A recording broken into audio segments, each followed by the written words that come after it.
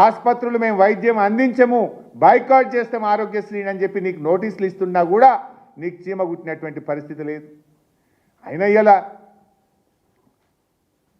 రుణమాఫీ గురించి మాట్లాడిన రేవంత్ రెడ్డి దేవుళ్ళ మీద ఒట్టు పెట్టి, అదే వెమలవాడ రాజన్న మీద ఒట్టు పెట్టినావు కదా, కాళేశ్వరంలో శివుని మీద ఒట్టు పెట్టి మాట తప్పిన రేవంత్ రెడ్డి ఇంకా సిగ్గు లేకుండా రుణమాఫీ చేసినామని మాట్లాడుతున్నాడు.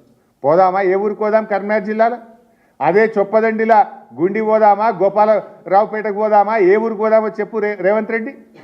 ఏ ఊర్లోనన్నా ఈరోజు పూర్తిగా రుణమాఫీ అయిందా? నీ కొడంగల్ పోదామా చెప్పు. నిస్సిగ్గుగా రైతు రుణమాఫీ చేసినా అని ఇలా చొప్పదండిలో మాట్లాడుతూ ఉన్నావు.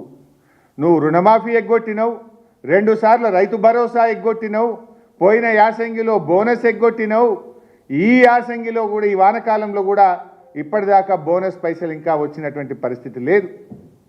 ఇవాళ రేవంత్ రెడ్డి ఆయన కుర్చీని కాపాడుకోవడం కోసం బీజేపీతో చీకటి ఒప్పందం పెట్టుకున్నాడు. ఇవాళ రేవంత్ రెడ్డి కాంగ్రెస్ ఇవాళ బీజేపీతోని చీకటి ఒప్పందం, బడే బై చోటే బైల బంధం అయిపోయింది.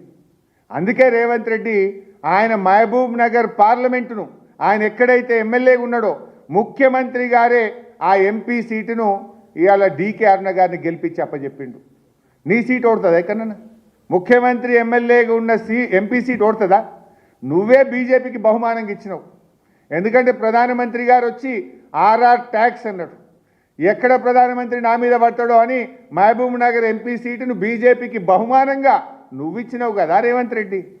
నీ కొడంగల్లోనే మెజార్టీ తగ్గింది కదా, నువ్వు ముఖ్యమంత్రిగా వచ్చిన మెజార్టీ ఎంపీ ఎన్నికల్లో ఎందుకు ఇవ్వలేదు? నువ్వు నీ మెజార్టీ ఎందుకు తగ్గింది? ఇవాళ మేము బీజేపీని కూడా అడగదలుచుకున్నాం. మీరేమో ప్రధానమంత్రి వచ్చి ఆర్ఆర్ ట్యాక్స్ అంటాడు, నిన్న బీజేపీ జాతీయ అధ్యక్షుడు వచ్చి ఆర్ఆర్ ట్యాక్స్ అంటాడు. అనుడేగానే ఏమైనా శేషుడు ఉందా లేదా? స్కాముల మీద స్కాములు, మొత్తం స్కాములు బీఆర్ఎస్ పార్టీ బయట పెడుతుంటే ఎందుకు ఇవాళ కేంద్ర ప్రభుత్వం స్పందించడం లేదు? పొద్దున్న దాకా తిట్టుకుంటున్నారు, పొద్దుకి అలాయి బలాయి చేసుకుంటున్నారు.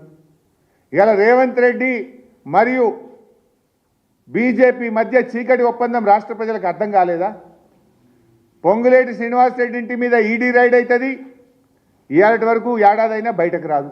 ఎందుకు గాయబైపోయింది ఒకటేసారి? ఈడీ రైడ్లో ఏం దొరికినాయో ఈడీ ఇంతవరకు కేసు ఎందుకు నమోదు చేయదు, విషయాలు ఎందుకు బయట పెట్టదు? ఉప ముఖ్యమంత్రి బట్టి విక్రమార్క ఇంటి మీద ఐటీ రైడ్ అవుతుంది, ఏం విషయాలు బయటకు రావు, అంతా గప్చు. ఆర్ఆర్ ట్యాక్స్ సెంటరు ఏమీ బయటకు రాదు.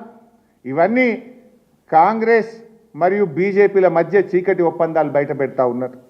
చాలా స్పష్టంగా ఇలా ప్రజలకు అర్థమైంది. అదానికి రెడ్ కార్పెట్ వేసింది ఎవరు? కేసీఆర్ గారున్న 9.5 ఏళ్లలో అదాని వచ్చిండు, అడుగు పెట్టిండా? అదాని ఎవరో ఈ దేశ ప్రజలకు, ఈ రాష్ట్ర ప్రజలకు తెలియదా? ఇవాళ కూడా అదాని పంపుడ్ ఇరిగేషన్ ప్రాజెక్టులకి ప్రపోజల్స్ ఇస్తే అవి ఇరిగేషన్ మరియు విద్యుత్ శాఖలో ఇప్పుడు యాక్టివ్ కన్సిడరేషన్లో ఉన్నాయి. అదానికి రెడ్ కార్పెట్ వేసింది నువ్వు. బీజేపీతోని ఇలా నువ్వు కదా అంటగాగుతున్నది. నువ్వే చెప్పినావు కదా మేము కేంద్రంతో మంచుకుంటామన్నావు కదా అని. ఇప్పుడు ఆయన రాహుల్ గాంధీని తిడుతుండా, బీఆర్ఎస్ని తిడుతుండా కూడా నాకు అర్థం కాదు.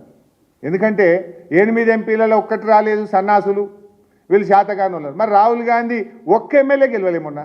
బాంబేలో జరిగిన అదేమంటాం కార్పొరేషన్ ఎన్నికల్లో ఒకటే వచ్చింది కాంగ్రెస్కు. మరి రాహుల్ గాంధీని సన్యాసి అంటున్నావా నువ్వు? ఢిల్లీలో జరిగిన ఎమ్మెల్యే ఎన్నికల్లో కాంగ్రెస్ నామరూపాలు లేకుండా పోయింది, గుజరాత్లో కాంగ్రెస్ నామరూపాలు లేకుండా పోయింది, హర్యానాలో పొట్టు అయిపోయింది, మహారాష్ట్రలో పొట్టు అయిపోయినరు. మరి రాహుల్ గాంధీని సన్యాసి అంటున్నావా ఏంది? 5-6 రాష్ట్రాల్లో కాంగ్రెస్ పార్టీ ఖాతా తెరవలే. మరి ఇప్పుడు రాహుల్ గాంధీ సన్యాస? నువ్వు ఎవరిని తిడుతున్నావు? నీ కోపం ఎవరి మీద నాకైతే అర్థమవుతలేదు. బీఆర్ఎస్ని తిడుతున్నావా, రాహుల్ గాంధీని తిడుతున్నావా?